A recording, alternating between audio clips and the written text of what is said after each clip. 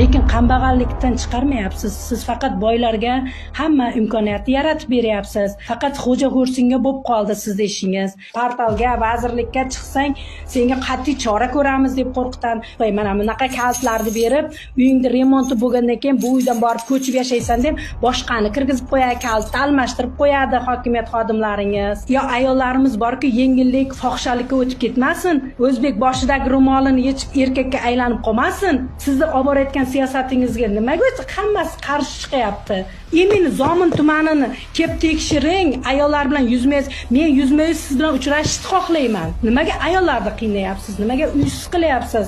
Axir siz yurtni boshqaraman, ayolni ko'z yoshini oqizmayman deb televizorda gapirasiz. Biz sizni xursand bo'lib eshitamiz. Nima uchun yana biz yig'lashimiz kerak? Balki meni yo'q qilib yuborarman hokimiyat xodimlaringiz.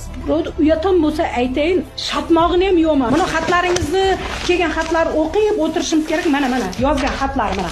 Ma'no, mantiq yo'q yozgan narsasida. FHD xodimlaringiz ham, SMB ham, prokuraturangiz ham hech kim ishlayotgan yo'q. Prezidentimiz aldamchi, yolg'onchi degan gap bilan yashashni xohlamayman. Bo'qlarning ichida yonib ketsin, molni bo'qlarning ichida tap-tap qilsaman.